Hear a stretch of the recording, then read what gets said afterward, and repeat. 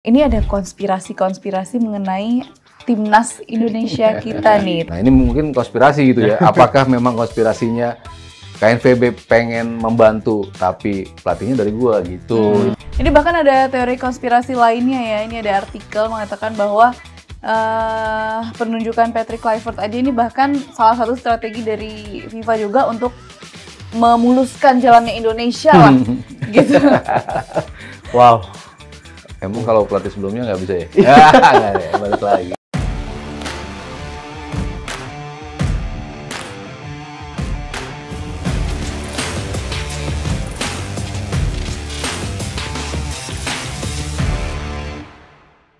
Hai teman nalar, selamat datang kembali di Tiki Taka, ngobrol bola pakai nalar. Gak kerasa ini udah weekend lagi, kembali lagi bersama kita. Kalau weekend biasanya kita bahas yang seru-seru, ringan-ringan bersama saya Noella, ada Mas Sato Haryo dan juga masih ada Rizal Palevi di sini. Nah, hari ini kita mau membahas reaction dari sosial media, dari video-video di YouTube ya, Bapak Produser di YouTube. Ini ada konspirasi-konspirasi mengenai timnas Indonesia kita nih. Tapi ini kita for fun aja ya. Fun kita ya. melihat ini kan memang ada tayangannya. Jadi kita mau bahas di kira-kira konspirasi-konspirasi ini menurut para pundit gimana ya gitu. Ngeri, yang ini ngeri nih. Kita mulai dari konspirasi yang pertama, gimana Bapak Produser? Oh, cuma satu. Ternyata konspirasinya cuma satu, guys. Bukannya nanti ada yang berita? Tapi beda ini kan, Oh, beda. nonton video cuma satu. Jadi oke. konspirasinya ada satu, kita langsung aja lihat ini dia konspirasinya. Inspirasi yang paling gue percaya nih ya kan. Mungkin levelnya juga kayak Bang Coki juga lah. Enggak 100% percaya ya. Iya juga ya. Iya juga ya, benar. Iya juga ya. Katanya ada konspirasi gini Bang. Piala Dunia 2026 itu katanya mau masukin Indonesia sebagai salah satu ininya. Salah satu kontestannya. Oh ya? Jadi Piala Dunianya yang mau masuk FIFA-nya yang mau masukin. Emang ngekondisiin biar Indonesia lolos Piala Dunia ya berarti? Nah, itu dia ya kan. Tapi itu sesuatu dikondisikan. yang oke juga gak sih? Ya bagus juga sih buat benar. kita sebagai Bagus, satu negara. Tapi bagus. tujuannya apa? Untuk negara lain kan mungkin kurang bagus maksudnya. Bener dong. Iya kan? Iya kan? Untuk Kalau negara ada lain kalau tahu sih sebel ya. Sebel kan, makanya kan. Kalau tahu sebel. Nah. Tapi gennya apa FIFA masukin kita? Gennya gini, karena market Indonesia ini ternyata sekarang udah mulai dilirik Son, ya kan? Salah satunya 433 ya kan nge-post tentang Indonesia, Fabrizio Sering Romano, klub-klub luar juga udah sering nge-post tentang Indonesia ya kan? Piala Dunia 2026 kan di Amerika nanti. Ya. Dan katanya mainnya pagi. Ya. Mereka tuh ngebutuhin penonton lebih lagi karena susah katanya buat ngejangkau penonton global kalau mainnya pagi katanya kayak gitu. Iya. Jadi mereka ngebutuhin banget penonton Indonesia yang which is sangat militan Son kalau penonton Indonesia ya kan? Iya, betul. Penduduk ratusan juta. ya. Ratusan juta. Berapa banyak yang sampai datang ke Amerika membantu perekonomian kota-kota tersebut Atau nantinya. setidaknya ya itu share-nya kan jadi gede itu. Maksudnya kalau misalnya dia live streaming atau hak itu kan soalnya bisnis miliaran dolar kan. Yes. Bisnis miliaran dolar. Yes. Oh, oke. Jadi ini Berat amat konspirasinya. Berat ya. Tapi jujur menarik ya, Iya. karena memang publik kita Indonesia ini kan cintanya terhadap timnas ini luar biasa banget ya. Jadi mungkin memang dilihat tuh ini pasar yang bagus, mungkin bahkan buat bisnis Piala Dunia itu sendiri. Tapi gimana kalau Rizal dan Mas Sabto ngelihat konspirasi yang tadi udah disampaikan oleh Sabtu duluan. siapa tadi? Richard Enson. Richard Richard Enson. Enson. Sama Coki. Enson. Dia apanya Humingson? Ini Sonnya Son Heung-min. Siapanya Son? Emang unik ya kalau kita bicara kita sebagai penikmat sepak bola tuh kan emang gokil sih, harus diakuin lah. Kenapa AFF sering kali memilih kita sebagai tuan rumah Piala AFF? Ya karena memang penontonnya luar biasa, antusiasmenya nggak akan lebih rame kalau digelar bukan di Indonesia gitu. Pasti mereka memilih Indonesia. Itu kan pasti ada base-nya. Yeah. Kalau kita bicara penonton liga, itu kan kita juga liganya luar biasa lah. Maksudnya kita nonton Liga Singapura, siapa sih yang nonton Liga Singapura di sana gitu? Nonton Liga yang lain-lain tuh siapa sih yang nonton? Tapi di Liga Indonesia, ya kayaknya semua stadion penuh gitu kan dengan penonton. Artinya masyarakat kita memang willing untuk spend, untuk nonton jagoan-jagoan kita di atas lapangan gitu. Jadi dari sisi situ mungkin make sense kalau kita memang menjadi negara yang menikmati sepak bola secara langsung gitu. Kalau timnas lolos bisa dibayangin seperti apa. Yeah. Memang ya absurd juga gitu ya kalau sampai FIFA pengen kita menjadi bagian. Kalau menjadi tuan rumah tuh mungkin cerita yang berbeda ya. Dan itu sangat sering terjadi. Bidding ya. Bidding-bidding yang akhirnya ada konspirasi yang sudah terbukti juga. Kita nonton Netflix pada waktu itu ada FIFA apa tuh judulnya? Covered. Ya, Uncovered. FIFA Uncovered itu kan penunjukan Amerika Serikat, penunjukan Qatar sebagai pelaksana Piala Dunia, tuan rumah Piala Dunia itu kan based on hal-hal yang di luar apa ya? Di luar jalur Red flag lah ini. di luar jalur normal lah, bisa dibilang ada permainan dalam penunjukan tuan rumah Piala Dunia. Karena kan kalau di situ mungkin rebutannya kan jelas gitu, karena dia akan membangun stadion, dia akan punya sisi finansial yang terdongkrak dari ada Piala Dunia di situ. Itu kan mungkin hal yang berbeda gitu. Kalau untuk menjadi pesertanya, kayaknya nggak ada Indonesia pun, tetap tinggi kok. Penonton Piala Dunia di Indonesia tuh tetap tinggi, walaupun kemarin yang kita nobar di mana-mana kan. Itu kan nggak ada Indonesianya juga gitu. Dan saya sebagai salah satu wartawan yang pernah meliput Piala Dunia, orang-orang sana juga bertanya-tanya, lu ada berapa orang yang datang ke sini? Ada 50 media. 50 media? Negara lu nggak main di sini, ngapain lu pada datang? Itu kan saking gilanya kita dalam memberitakan Piala Dunia dan juga berita kita dibaca sama warga kita gitu kan. Itu sebesar itu Piala Dunia itu bagi orang Indonesia gitu. Tapi untuk meloloskan sebuah negara, saya rasa FIFA juga kayaknya nggak berani dan berat lah untuk melakukan hal yang kemarin udah terbongkar seperti itu. Kalau sampai ini misalnya dan terbongkar, apa ceritanya gitu, nama FIFA akan seperti apa gitu. Kayaknya kalau konspirasi itu kayaknya nggak sampai ke sana sih. Kalau saya pribadi sih ngelihatnya gitu ya. Betul kita penonton yang luar biasa, tapi tanpa kita di Piala Dunia pun tetap aja Piala Dunia di luar negeri ya rame terus juga gitu kan. Kita mau lihat Piala Dunia di mana lah, semua stadionnya kan pasti rame. Siapapun yang bermain di situ, semua stadionnya pasti rame. Semua peserta negaranya pasti nonton. Kalau kita cuma bicara Indonesia, berapa games yang kita main di situ? Kan paling cuma 3 game grup misalnya gitu ya. Kalau kita lolos ya mungkin tambahan 1 gitu. Cuman kalau nggak lolos kayak berarti cuma 3 pertandingan di mana stadion itu akan dipenuhi penonton Indonesia. Kalau memang dibilangnya Indonesia dibutuhkan penontonnya untuk datang ke mengisi penonton di sana gitu. Kayaknya diaspora kita di sana pun banyak lah. Cukup untuk bisa memenuhi stadion di sana kalau misalnya Indonesia lolos gitu. Nggak perlu orang yang datang dari sini didatangkan secara khusus ke sana. Kayaknya orang-orang di luar pun akan mengisi stadion gitu. Jadi kalau saya bicara konspirasi ini kayaknya kejauhan sih. Kayaknya nanti kita mau diberangkatin sih sama Nalar Sport TV. Amin. Kayaknya kejauhan. Kayaknya kejauhan ya kalau Mas Sabto. Nikmatnya konspirasi tuh gitu ya. Bukan untuk membuktikan benar atau salahnya, tapi jadi kita diskusi aja gitu. Serunya di situ. Dan konspirasi ini memang perlu kita, kalau ini saya yakinnya emang Piala Dunia Amerika di 2026 nanti emang sangat-sangat komersil ya. Bahkan kita bakal ngeliat Piala Dunia pertama yang ada halftime show-nya. Yang ada halftime show di finalnya, bahkan udah Amerika kerja sama Chris Martin Coldplay ya. Kerja sama di sana, jadi ini bakal jadi situasi yang bakal komersil banget. Saya nggak ngebayangin kalau tim saya akhirnya masuk final, yang tim saya dukung, kalah 2-0 di halftime, saya disuruh nonton musik dulu gitu.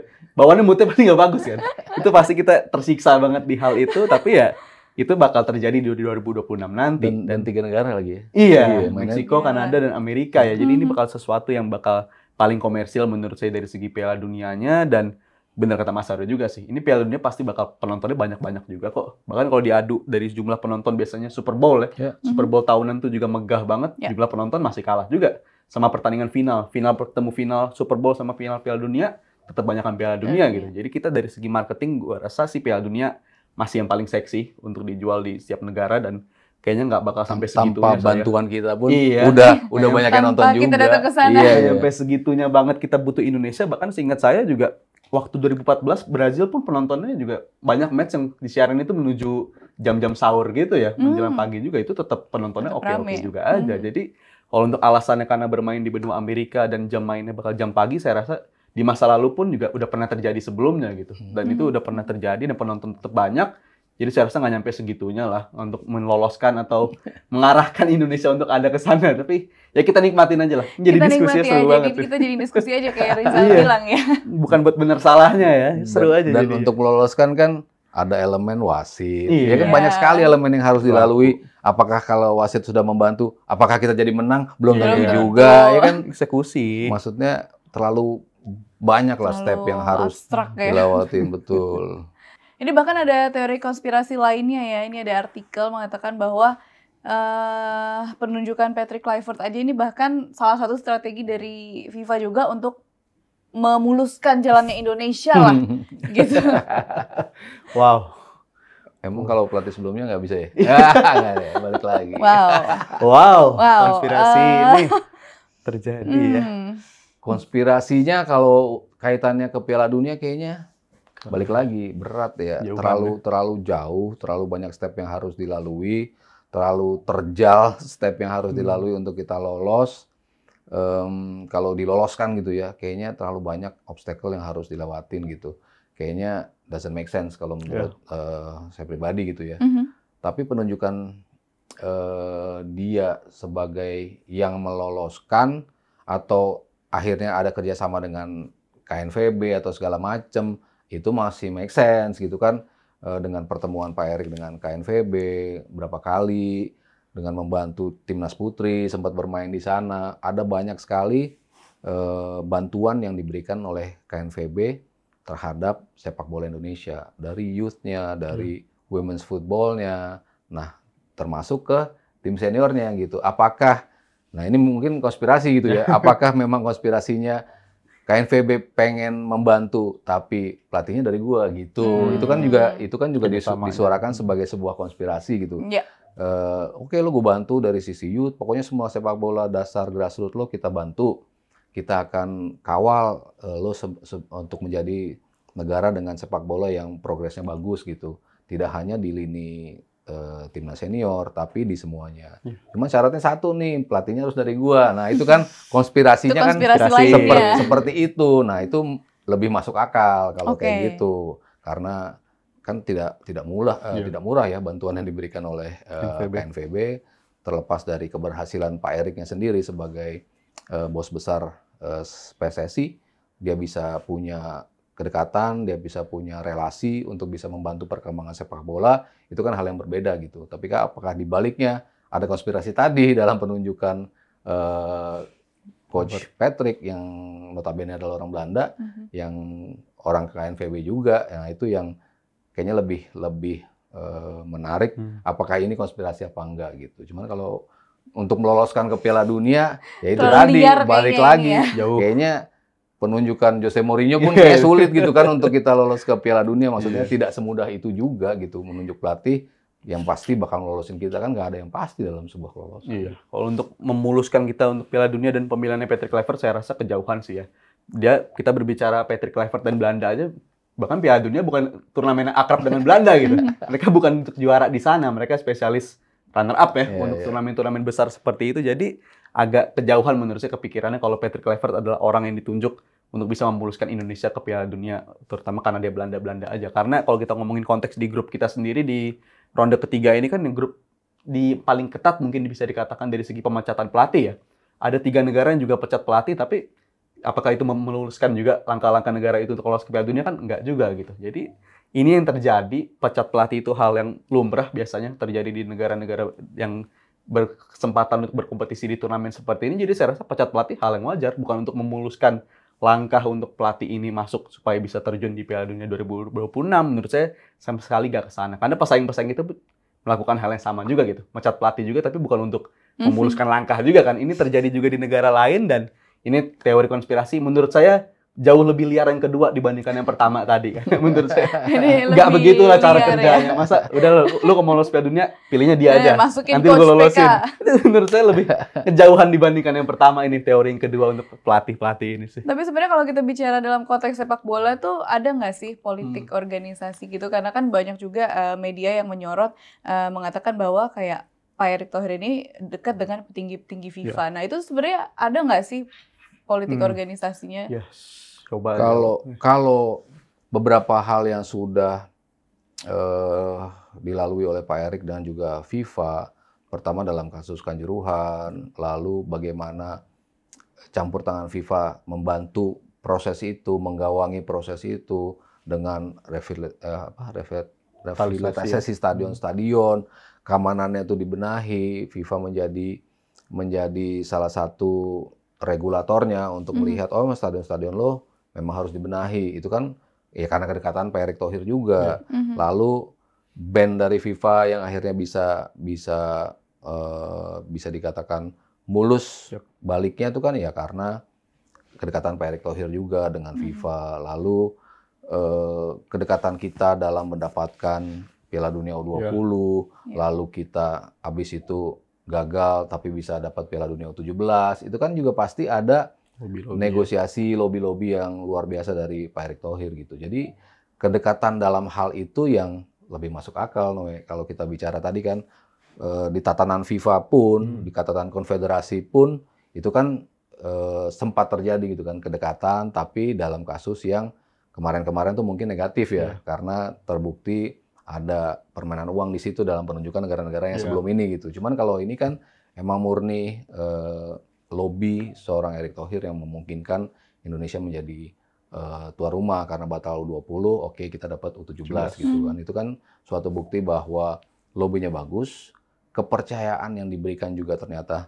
terbukti benar bahwa kita menyelenggarakan Piala Dunia 17-nya tuh dengan luar biasa gitu dari sisi penyelenggara gitu. Jadi kan apa yang dilobikan Pak Erick Thohir ternyata dibuktikan sama Pak Erick, ternyata Indonesia mampu loh menjadi tuan rumah. Mungkin lobby-lobby yang di situ yang masih make sense gitu ya. Sementara kalau lobby untuk meloloskan sebuah negara itu yang kayaknya agak-agak gila, terlalu liar, terlalu absurd gitu. Ya, kalau untuk lobby-lobby itu ya itu yang terjadi ya.